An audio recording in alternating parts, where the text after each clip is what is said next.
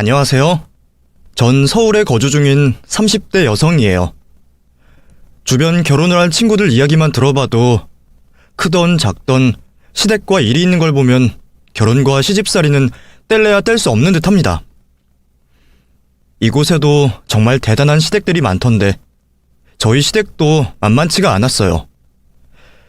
개념 없는 시모와 신우 때문에 생겼던 일인데 이제는 먼 과거의 이야기가 되어 이렇게 이야기 소재로 다시 꺼내 사용하게 되었네요.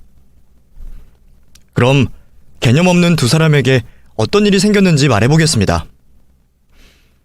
시댁 가족들과 만나게 된 걸 설명하려면 남편과 만나게 된 날부터 설명해야겠네요. 저와 남편의 만남은 꽤나 운명적이라고 이야기할 수 있을 만큼 여러 우연이 겹쳐 있었습니다. 해외에서 유학 생활을 하고 있던 저는 당시 회사 일로 해외 파견을 나와 있었던 남편을 한 식당에서 만나게 되었어요. 소통에는 문제가 없을 정도로 영어를 잘하던 남편이었지만 현지 문화와 사정에 익숙하지 못해 난처한 상황에 처해 있었죠. 같은 한국 사람으로서 그냥 보고 넘길 수 없어서 제가 나서서 남편을 변호해주게 되었고 다행히 큰 문제 없이 해결이 되었습니다. 그날 만남을 계기로 우리는 종종 만남을 가지며 타지 생활의 외로움을 달랬고 그러다 보니 어느새 연인이 되어 있었죠. 공교롭게 제 대학 졸업과 남편의 해외 출장 업무가 종료되는 시기가 비슷했어요. 저는 졸업을 하기 전 미리 한국에 있는 회사에 취업을 해놓은 상황이라 앞으로 다른 걱정은 없었기에 한국으로 돌아가 남편과 결혼을 하기로 약속을 하게 되었죠. 그런데 첫 단추부터 잘못 채웠습니다. 인사를 드리러 간 시댁에서 있었던 일 때문에 말이죠. 남편에게는 나이차가 많이 나는 누나가 있었어요. 저에게 시누이가 되는 남편의 누나는 잠시였지만 대학 교수직을 했었다고 했죠. 그런 시누에 대한 자부심이 대단했던 시어머니는 처음 저를 만나게 된 자리에서부터 저와 시누이를 사사건건 비교하며 무시를 했습니다. 사실 제가 무시받을 것도 없었어요. 시누는 자기 분야의 공부를 오래 했던 것뿐이고 저는 학자가 아닌 평범한 직장인의 길을 걷게 된 것뿐이니까요. 굳이 서로의 수준을 비교할 대상이 되지 않았습니다. 그런데 시어머니는 굳이 가방줄 길이에 대해 비교를 하시며 저를 무시하셨죠. 거기다 해외 학교에 대해선 잘 모르시는지 제가 유학을 다녀온 걸 가지고 도피성 유학 정도로 생각하시더라고요. 요즘은 세상도 참 좋아졌어. 수능 경쟁에 경쟁력이 떨어지면 외국으로 가서 비교적 쉽게 대학을 가면 되니까. 뭐 그런 것도 취업에 도움이 되니까 그런 거겠지만 그런다고 해서 학자의 길을 걷고 있는 사람과 비교가 되나? 사실 그렇기도 하죠. 학자의 길이 회사원보다 더 어렵고 힘든 길이니까요. 그런데 신우는 학자라고 할 만한 사람도 아니었습니다. 잠깐 교수직을 했던 건 사실이지만 제가 알기로 교수라는 직함 하나 믿고 연구도 등한시하고 기고만장하게 지내다 재임용에 실패했다고 남편에게 들었어요. 지금도 이렇다 할 경력이 없어서 번번이 임용에 실패하고 있다고 들었죠. 미혼에 나이도 있어서 돈벌이라도 해야 하는 상황인데 콧대만 높아져서 아주 가끔씩 들어오는 시간제 강사 자리를 거절하고 임용 지원에만 준비를 하며 반백수로 살고 있다 했습니다. 그러니 시어머니와 신우가 천만함에서 하는 말들이 좋게 들렸을 리가 없었죠. 그래도 그 자존심들이 충분히 이해가 되었던 저는 최대한 예의를 갖춰 첫 인사 자리를 마쳤습니다. 그런데 상견례 자리도 마찬가지였어요. 저희 엄마와 초면인 자리인데 결혼할 당사자들 이야기는 제쳐놓고 신우 자랑에 여념이 없었죠. 남자친구의 만류에 대화 주제를 금방 바꾸긴 했지만 은퇴 후 요리 연구가 일을 하는 우리 엄마를 보고 시모와 신우는 무시를 해왔습니다. 늙고 할 거 없어서 팔자 좋게 음식이나 하고 있는 사람 취급을 하더라고요. 그러면서 늙어서도 사람은 글을 놓지 않아야 한다며 엄마에게 주민센터에 가서 무료 수강이라도 하라며 훈수를 두었죠. 상견례 자리가 아니어도 사돈될 분에게 그렇게 말하는 건 아닌 것 같아 제가 한 소리를 하려고 했는데 엄마가 탁자 밑에 있던 제 손을 잡고 말리더라고요. 맞는 말씀입니다. 그런데 나이가 들어서 그리 눈에 안 들어오다 보니 원초적인 것만 찾게 되네요. 입에 들어오는 맛이나 눈에 들어오는 풍경 같은 것들이요. 앞으로 사돈 말씀 잘 새겨듣고 공부도 해보겠습니다. 엄마 덕분에 큰 소리 없이 상견례를 마칠 수 있었지만 저는 결혼에 대해 다시 생각해보게 되었습니다. 그런데 엄마가 죽고 못 사는 남편과 헤어질 수 있겠냐며 저를 진정시키셨죠. 그러시면서 시모가 신우에게만 관심 있어서 적당히 거리를 두고 살면 될 것 같다고 조언도 해주셨고요. 남편도 그 정도가 너무 심한 시모의 모습을 처음 보곤 저와 엄마에게 사과를 했고 최대한 여러 핑계를 대어 시모와 신우의 시집살이를 살지 않게 해주겠다고 약속했습니다. 그 말을 믿고 결혼에 마음을 먹게 되었고 식을 치르게 되었죠. 이후 엄마의 말처럼 시모는 교수인 신우를 챙기느라 저에게 관심도 없었습니다. 제가 안부 전화를 드려도 신우에게 해다 바칠 것들을 해야 한다며 제 전화를 귀찮아했죠. 덕분에 며느리로서 찾아뵙고 챙겨야 하는 몇 안 되는 날들을 제외하면 이렇다 할 시집살이는 없을 것 같았습니다. 그런데 제가 잘못 생각을 하고 있던 거죠. 시모에게 시달리는 시집살이가 아니라 신우살이를 해야 한다는 걸 깨달았어요. 시모는 어렸을 적 형편이 좋지 않아 배움이 짧았던 것을 평생의 콤플렉스로 가지고 있었습니다. 그래서 첫째이고 공부를 제법 잘했던 신우에게 모든 걸 바쳤다고 하네요. 잘 따라와주지 않았으면 자신을 그렇게도 희생하지 않았을 텐데 자신이 노력을 한 만큼의 결과물을 가지고 오는 신우의 모습에 자신의 평생을 바치기로 한 거죠. 그러다 보니 둘째였던 남편은 후순위가 될 수밖에 없었다고 해요. 점점 신우만 끼고 돌았던 시모는 성인이 된 신우를 여전히 수험생처럼 챙겨줬고 오로지 공부에만 모든 힘을 쏟을 수 있게 모든 걸 다 해줬다고 합니다. 그렇게 평생 뒷바라지해서 교수 만들었으면 끝내야 할 텐데 이미 신우 수발을 듣는 게 습관이 된 거죠.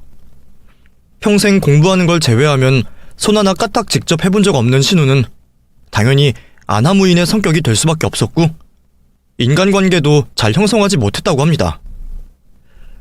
그러다 보니 시모에게 더 의존할 수밖에 없었고 시모는 신우를 더 감싸게 되는 악순환이 반복됐던 거죠. 시모가 얼마나 신우를 애주중지하고 신우는 시모에게 얼마나 의존을 했는지 알 수 있냐면 40이 넘어 따로 살고 있는 신우가 과일을 먹고 싶을 때 시모에게 과일 좀 깎아달라고 전화를 할 정도였습니다. 그러면 시모가 어느 시간이 되었든 직접 과일을 깎아주러 신우 집으로 갈 정도였고요. 다른 사람들과 있을 땐 어떨지 모르겠지만 적어도 집안에서만큼은 신생아처럼 관리를 받던 신우였죠. 그런 신우가 살던 집이 하필 저희 신혼집과 가까웠어요. 일부러 신우와 가깝게 지내려 그곳으로 구했던 것은 아니었는데 어쩌다 보니 걸어서 5분 거리에 있는 이웃사촌이 되었죠. 그러다 보니 시모는 신우에 대한 사랑을 저에게까지 강요했고 허드렛 일을 맡기려고 했습니다. 네, 어머님. 아침부터 어쩐 일로 연락 주셨어요? 하나야, 너 아직 출근 전이지? 시간 좀 있니? 있긴 한데 무슨 일이세요? 그러면 네가 나 대신에 급히 승현이 집으로 좀 가줘라. 내가 지금 급히 택시를 타고 가는 중인데 앞에서 사고가 났나? 꼼짝도 못하고 있어. 네? 형님께 무슨 급한 일이라도 생긴 거예요? 우선 빨리 가봐. 내가 승현이한테는 연락을 해놓을 테니까. 주말도 아니고 출근 준비를 하는 평일 아침에 저보고 신우의 집에 가보라고 하니 당연히 큰일이 난 줄 알았습니다. 남편은 직장이 멀어 먼저 출근을 한 상황이니 어쩔 수 없이 제가 가보게 되었죠. 혹시 응급 상황은 아닐까 싶어서 급하게 신우이의 집에 도착을 했는데 제 걱정과 달리 부스스한 모습으로 저에게 문을 열어주더라고요. 방금 엄마한테 전화 받았는데 빨리 왔네. 나 샤워 좀 하고 있을게. 부엌에 가서 하면 돼. 네? 형님, 무슨 일 생기신 거 아니에요? 전 어머님께 다른 말씀은 못 듣고 얼른 가보라고 해서 왔거든요. 몰랐구나. 설거지 해주면 돼. 내가 요 며칠 임용 준비한다고 바빠서 엄마를 못 불렀더니 저렇게 쌓여있는지 몰랐네.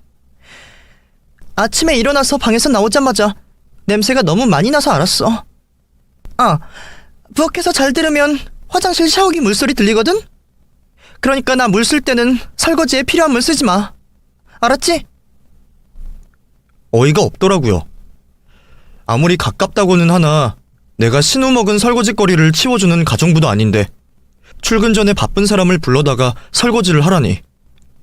그 일을 시킨 시모도 어이가 없는데 아무렇지 않은 듯 설거지를 해놓고 가라는 신우도 이상해 보였습니다. 우선은 여기까지 왔으니 어쩔 수 없이 설거지를 하러 들어갔죠. 그런데 쌓여있는 설거지거리를 보니 정상적인 사람이 맞나 싶을 정도였습니다. 아무리 바쁘다고 해도 이건 너무하다 싶을 정도였죠. 살림을 모르는 사람이라도 그릇을 물에 불려야 하는 건 알 텐데 바짝 말라붙어 버린 음식 찌꺼기가 있는 그릇이 태반이었습니다. 그나마 그 자리에서 제가 폭발하지 않았던 것은 회사에 지각을 하기 전에 집으로 온 시모 때문이었어요. 눈꽃만큼의 양심은 있는지 신우 집에 도착한 시모가 저에게 고맙다며 회사로 빨리 가라고 했죠. 하지만 이미 기분은 나빠질 대로 나빠져 있었습니다. 결국 하루 종일 기분이 나쁜 채로 있었던 저는 퇴근을 한 남편을 붙잡고 이야기하게 되었죠. 이야기를 들은 남편은 시모에게 전화를 하고 신우에게 화를 내봤지만 두 사람 다 자신들 이야기만 할 뿐 무엇을 잘못했는지를 끝까지 모르더라고요. 억지로 사과를 받아내긴 했는데 말 그대로 억지였습니다. 그런데 문제는 그 다음부터였어요. 시모와 신우의 머릿속에 우리 집이 신우의 집과 가깝다는 게 인식이 된 겁니다. 어머님, 연락도 없이 어쩐 일로 오셨어요? 그냥 저번 일도 미안하고 부탁도 할 게 있어서 왔지. 우선 이거 받아라.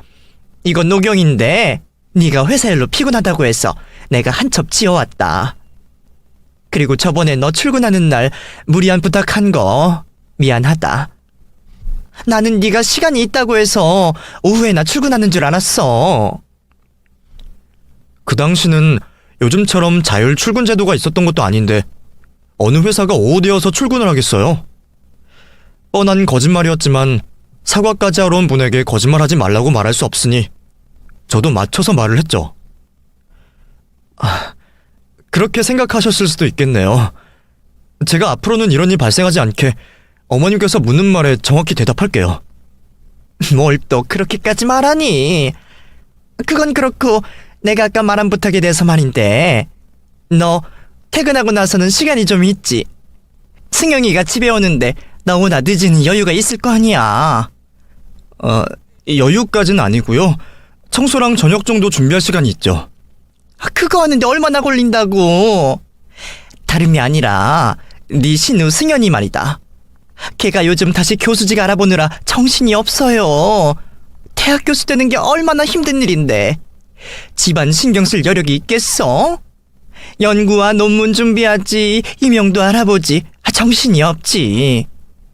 너희들처럼 편하게 회사 일 하는 애들은 상상도 못해요.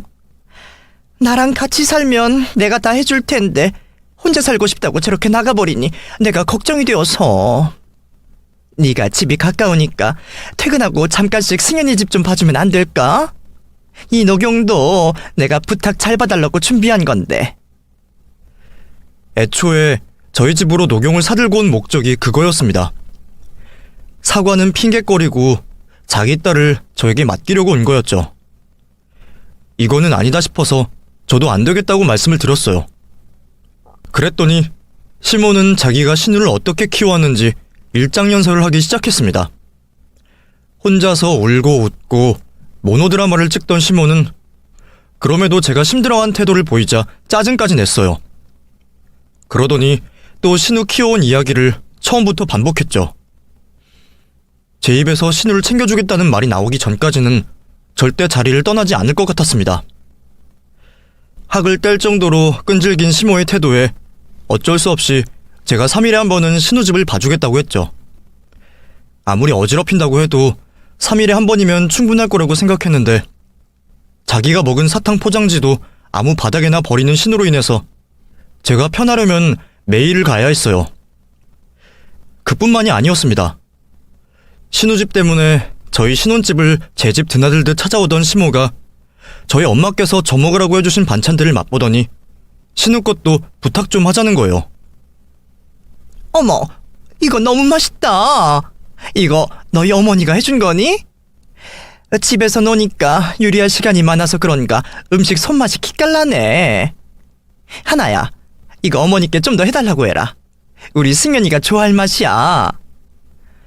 어머님, 저희 엄마 한가로운 분 아니세요. 그리고 요리법은 알려드릴 수 있겠지만 어떻게 형님 먹을 반찬을 저희 엄마가 해요? 뭐? 얘, 겨우 이 반찬 가지고 유세 떨려고 하는 거야? 그리고 네가 네 엄마한테 물어보기나 했어? 요리 좋아하신다며? 그러면 자기가 한 요리 맛있다고 하는 사람 주는 것도 좋아하시겠지. 내가 할 수 있으면 할 텐데 내가 영 손맛이 없잖니. 그리고 네 엄마한테 우리 딸 먹일 반찬 좀 해달라는 게 뭐가 어때서 이렇게 되바라지게 말을 하니? 됐어. 내가 기분 나빠서 내가 직접 너희 어머니께 전화해서 부탁드리마. 그리고 이 반찬은 내가 가져가마. 보아하니 냉장고에 이 반찬들 말고도 더 있던데 괜찮지? 다행히 저희 엄마 연락처가 없었던 탓에 아무 일도 없었지만 그 후로도 시모는 저희 엄마가 해준 반찬을 몰래 신우에게 가져다 주곤 했습니다. 남편이 화도 내고 말려도 봤지만 자식이라고는 오로지 신우이밖에 없던 시모의 귀에 들어올 리가 없었죠. 그러면 엄마에게 반찬이라도 받지 않아서 못 가져가게 해야겠다고 생각한 저는 그동안 있었던 일을 엄마에게 모두 말하게 되었어요. 그런데 엄마는 한술 더 떠서 앞으로 넉넉하게 반찬을 해줄 테니 신우와 나눠 먹으라고 하는 겁니다. 시댁에 미움을 받을까 싶어 저를 생각해 주셔서 하는 행동이셨겠지만 그것도 사람 구별해가며 해줘야 하는 건데 두 사람은 이런 행동들에 고마워할 줄 모르는 사람들이잖아요. 제 입장에서는 답답하기만 했죠. 그러다 그 일이 터지게 되었습니다. 시간은 가고 교수 임용은 매번 떨어지자 신우는 점점 불안해지기 시작했나 봅니다.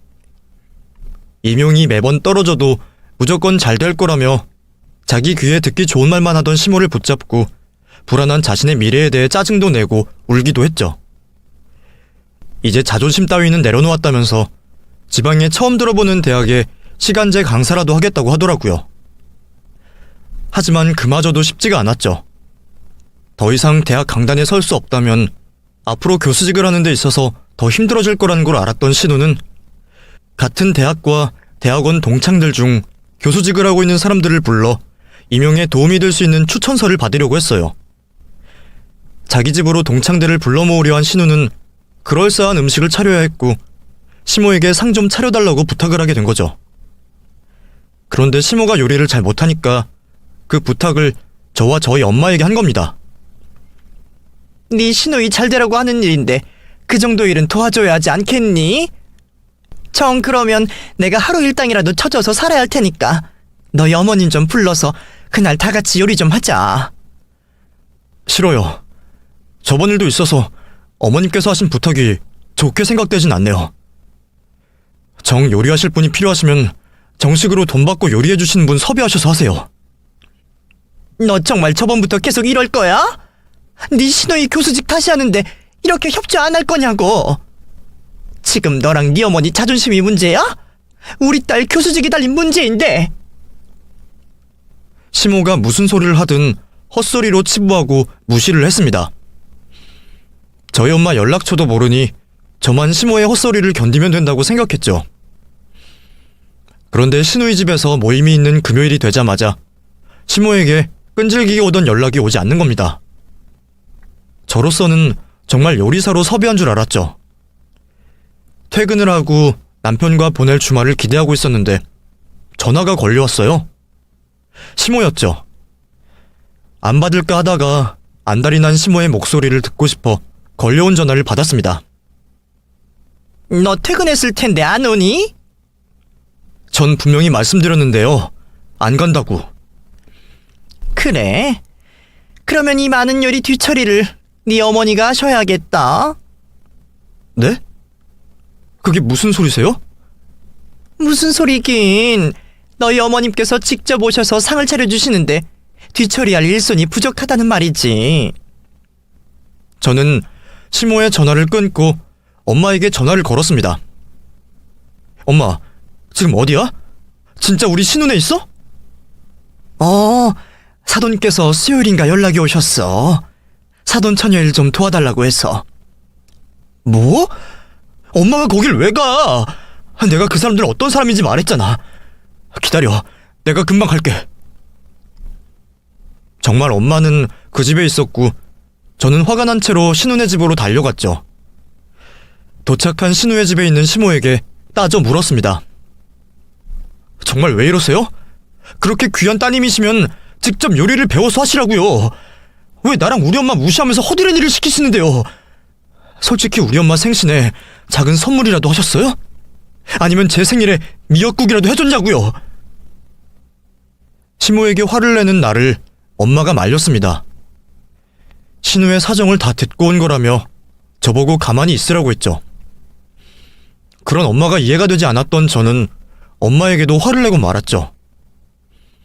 그런데 엄마는 지금 겪고 있는 대접을 알고도 웃음이 나는지 저를 진정시키고 돌아가 요리를 하는데 집중하셨습니다.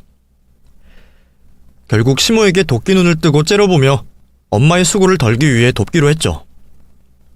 얼마 뒤 신우는 대학과 대학원 동창생들을 잔뜩 데리고 왔습니다. 거기에 있는 사람들 모두 부엌에서 일하고 있는 저에게 인사를 하는데 신우는 인사도 생략한 채 요리 하나하나 맛을 보면서 트집을 잡으려고 했죠. 이거 전이 맛있긴 한데 너무 싱거운 거 아니야? 이렇게 앞접시가 많이 필요한 음식을 하면 상에 올릴 수 있는 게 별로 없잖아. 그리고 내가 와인 사온다고 했는데 왜 양식이 아니라 한식이야? 내가 생각 좀 하고 준비하라니까. 엄마, 사돈 어른은 무조건 한식밖에 못해? 올케는 우리 집에 여러 번 와서 상도 받으면서 보고만 있었어? 우리 일도 아닌 일에 도와줘서 고맙다고 말하긴커녕 또 사람 속을 긁는 신우 때문에 더 이상 참을 수 없었던 저는 옳은 소리를 하고 엄마를 이곳에서 데리고 나가려 했습니다. 그런데 엄마가 제 손을 뿌리치시면서 굳이 직접 음식을 가지고 나가 상에 올리시겠다고 하는 겁니다. 도대체 엄마가 왜 이러나 싶었죠. 시댁에 자식이 밉보이지 않게 하고 싶은 게 부모 마음이라고 하지만 왜 자식 마음은 이리도 몰라주나 싶었어요. 그 상황에 엄마는 미소를 지으며 신우의 동창들이 있는 거실로 나갔고 그 뒤를 따르는 시무와 신우는 저를 째려보며 소리가 나지 않게 입모양으로 나중에 두고 보자라고 했죠.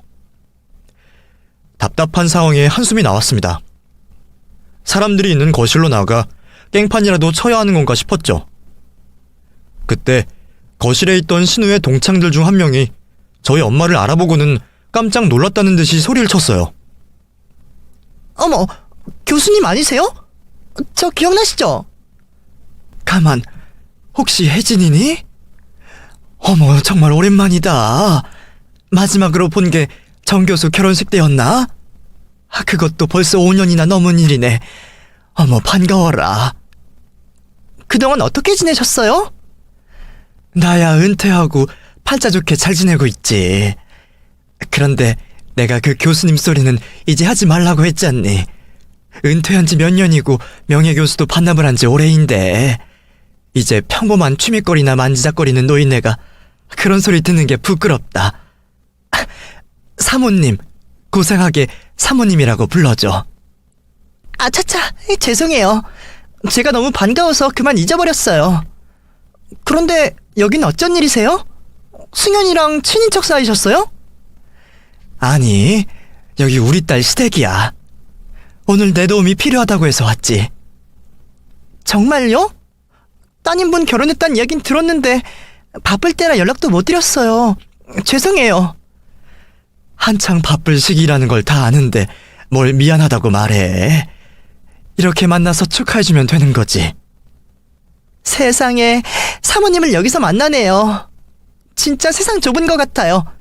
그것도 우리 승현이 동생이랑 사모님 따님분과 결혼을 했다니.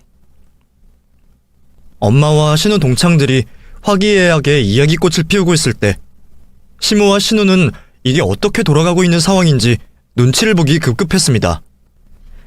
신우가 상황을 알기 위해 옆에 있던 친구에게 저희 엄마와 어떻게 아는 사이냐며 물어봤죠. 뭐야? 너희들 우리 올케 어머니를 어떻게 알아? 무슨 사이인데? 그리고 교수님이라고 말했다가 사모님이라고 말했다가 도대체 누군데? 어? 너 몰라? 땡땡땡 식품공학과 전임 교수님이셨던 한희수 교수님이셔. 이제까지 몰랐어?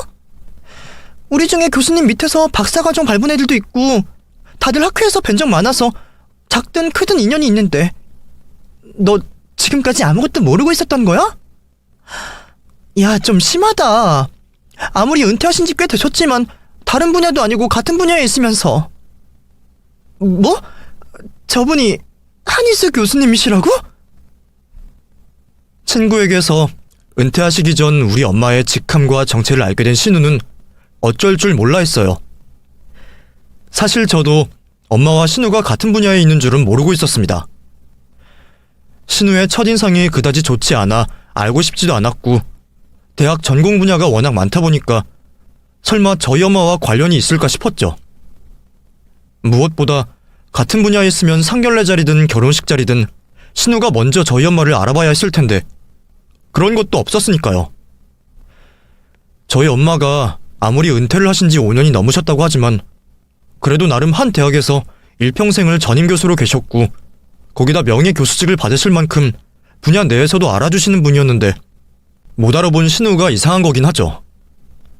물론 저희 엄마가 허울뿐인 명예 교수직은 필요가 없다고 하셔서 직접 반납을 하실 만큼 학문을 제외하면 명성이나 자리 같은 다른 것에 연연하시지 않으시는 분이라고 하지만 대선배이자 자신이 그토록 원하는 연줄인데 몰라보는 게 말이 되나요?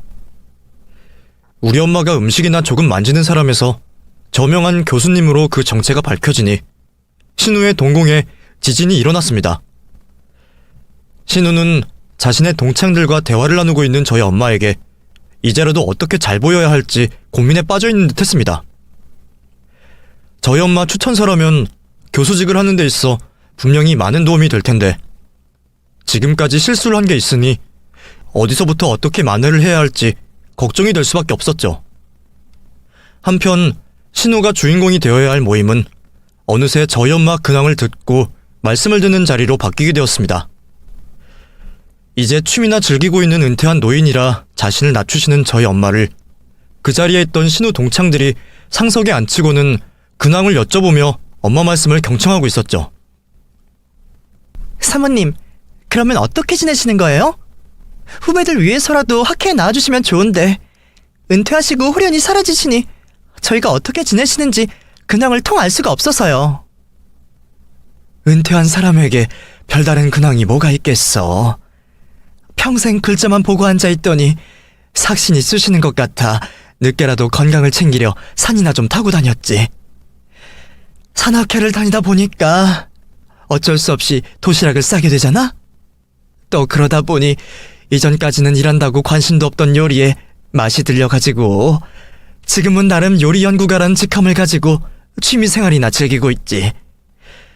사람이 배운 게 도둑질이고 늦게 배운 도둑이 날 새는 줄 모른다고 어쩌다 보니 연구 재료로만 보던 것들을 이제는 시간 가는 줄도 모르고 정성 들여 요리를 만들고 있단다. 너희들도 언제 한번 다 같이 내가 작게 차려놓은 연구실로 찾아와라.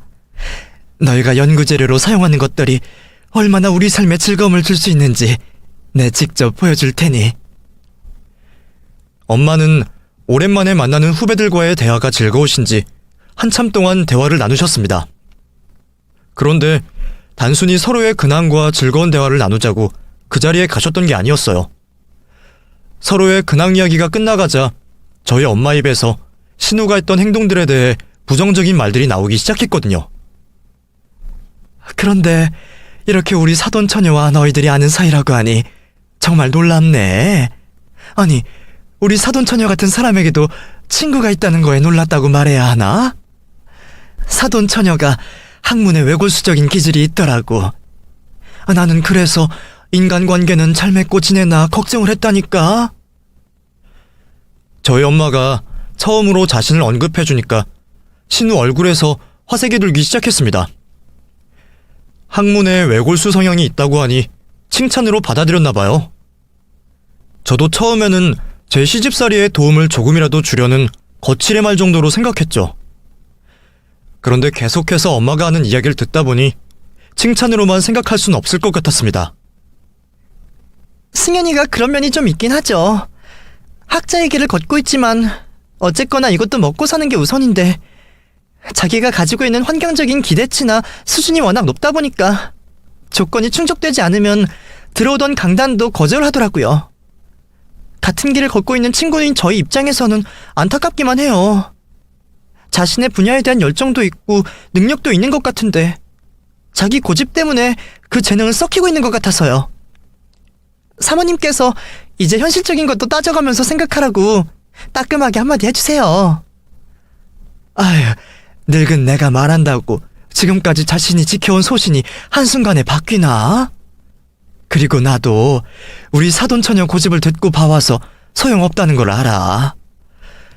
우리 사돈이 얼마나 귀하게 키웠는지 끝까지 자기 말만 옳다고 생각하더라고. 다른 사람 말이 맞는 말이라고 해도 끝까지 자기가 옳아. 그런데 너희들도 알겠지만 그게 학자라면 가지고 있어야 할 기본 소양 아니겠니? 지금까지 나온 연구 결과에 의문점을 품지 않으면 바뀌는 게 없어요. 계속해서 의심하고 자기 주장을 해야지. 칭찬인지 욕인지 아직까지는 엄마가 하는 말의 뜻을 정확히 알지 못했죠. 자리에 앉아있던 사람들도 그 애매한 내용에 황급히 대화 주제를 바꾸려 했습니다. 하지만 엄마는 말을 계속해서 이어나갔어요. 사람이 싸가지 없다, 인성이 개차반이다, 이런 소리는 신경 쓸 필요가 없어요. 인성 좋다고 결과물을 만들어내는 건 아니잖니. 물론 인성이 좋으면 주위에 인복이 많아서 좋긴 하겠지만 그것도 결국 결과물이 없으면 우리 같은 사람들에게는 의미가 없지. 그런 의미에서 난 우리 사돈 처녀가 분명 학계에 한 획을 그을 거라고 생각한다. 저 정도 성격이면 분명 결과물을 만들어내고 말지. 석박사 때 지도교수가 누구였는지 알아보고 싶을 정도야. 저 정도 성격이면 논문 방향을 옳게 따라갔을지 궁금하거든. 저 성격에 분명 지도교수와 트러블이 있었을 텐데 결국 논문까지 제출했다면 그런 것들을 상쇄할 만한 연구 결과를 도출해냈다는 거 아니겠니? 그리고 사람들 뒷말을 하는 거 봐서는 앞에서도 만만치 않게 할 것 같은데 얼마나 강단 있게 석박사 생활했는지 알고 싶어. 승현이가 좀 성격이 세긴 하죠. 그럼 선생님, 아까 말씀하신 연구실은 어디에 있어요? 연구실? 그 얘기는 나중에 따로 하는 걸로 하고 오늘 이 자리가 사실 우리 사돈처녀 임용에 도움을 위해서 만난 거라며. 내가 사돈어른께 듣기로는 그렇게 들었는데 근데 요즘 대학 강단 수준이 많이 떨어졌니? 사돈처녀처럼 별 경력도 없고 연구 논문도 허술한 사람들도 설 수 있을 만큼 내려온 거야? 내가 우리 사돈처녀가 과거에 교수를 했다고 하길래 한번 알아봤어. 근데 내가 알아보기 민망할 정도로 엉망인 거야. 하기야 그러니까 재임용을 거부당했겠지만 근데 또 준비한 것도 없이 덜렁 임용 준비하는 거 보면 이게 전부 우리나라의 혈연, 지연, 학연 때문인가 싶더구나. 교수라는 자리를 너무 쉽게 생각하는 것 같아.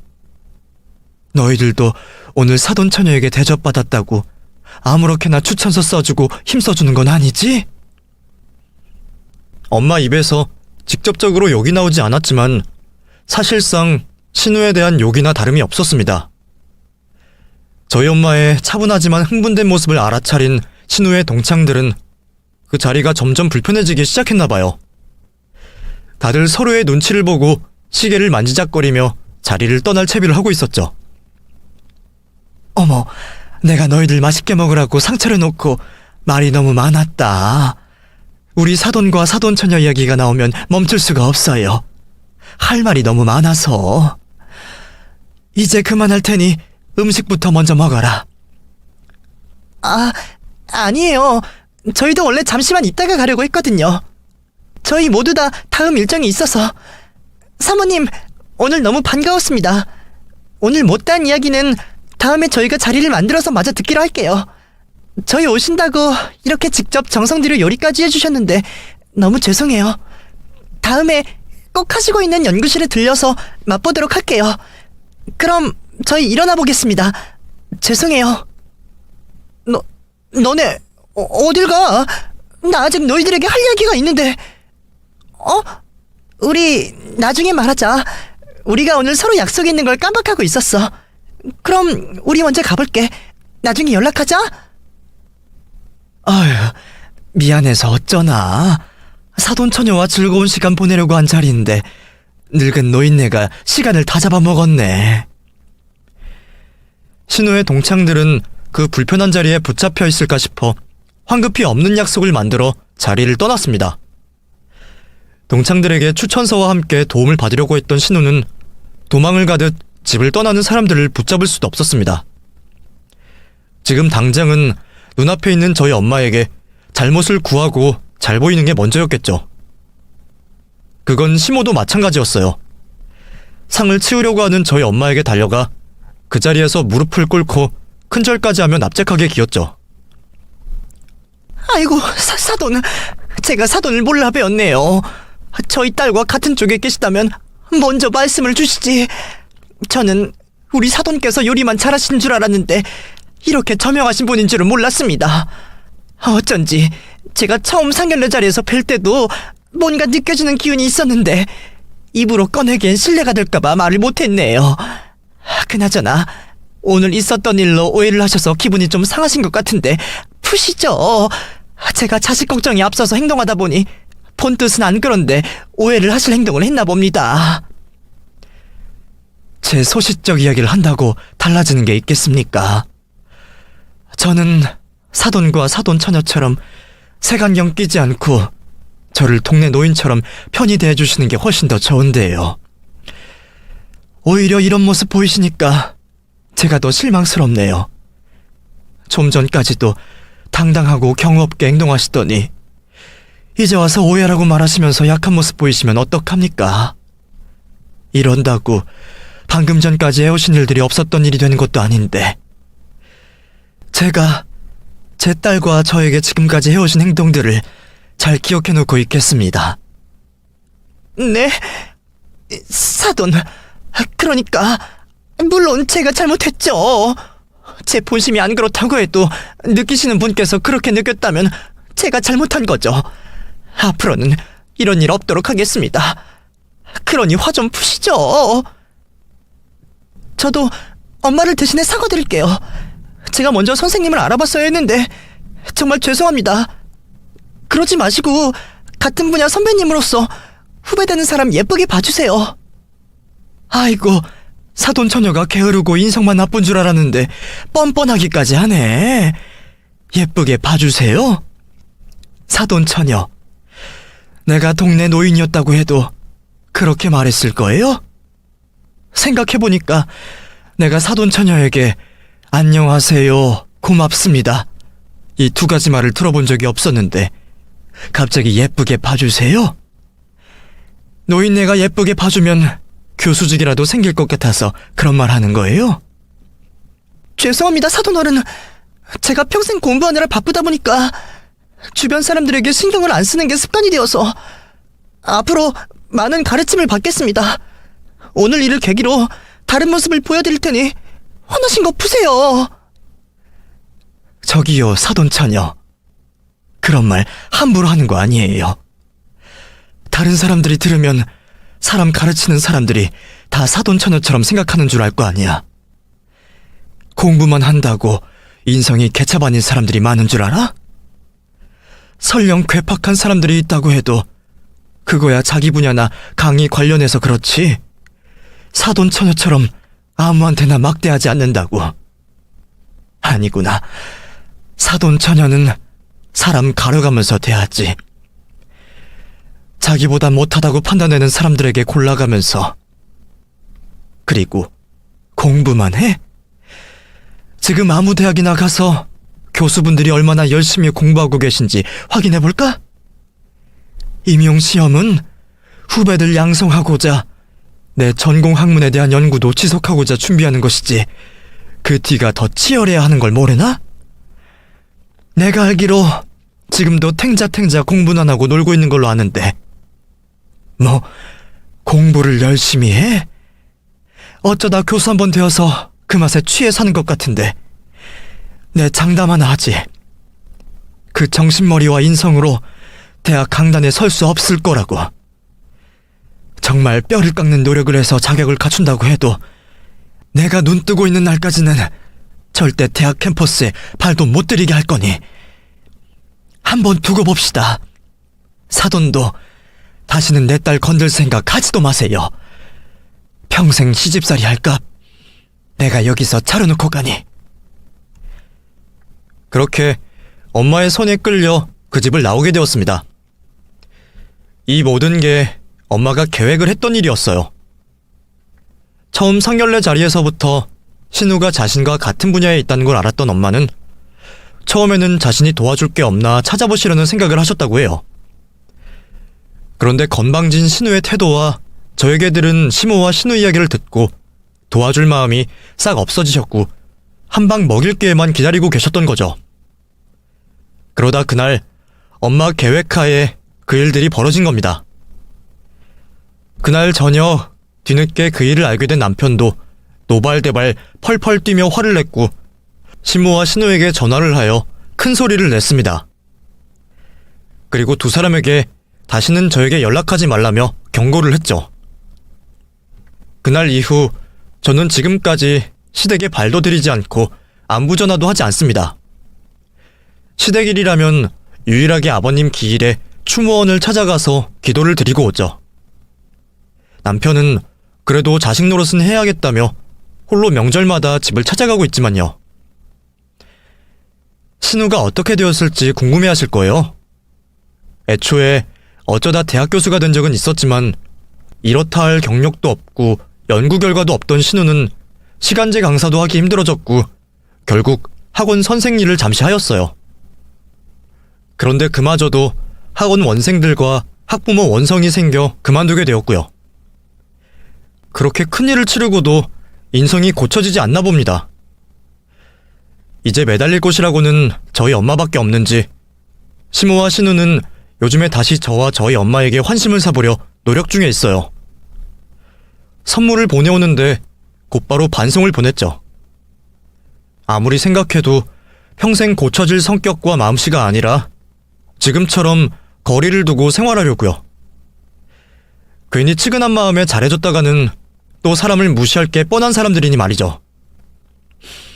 그럼 또 시모와 신우에게 벌어지는 일이 있으면 다시 찾아오도록 하겠고 저는 이만 이야기를 마치도록 하겠습니다.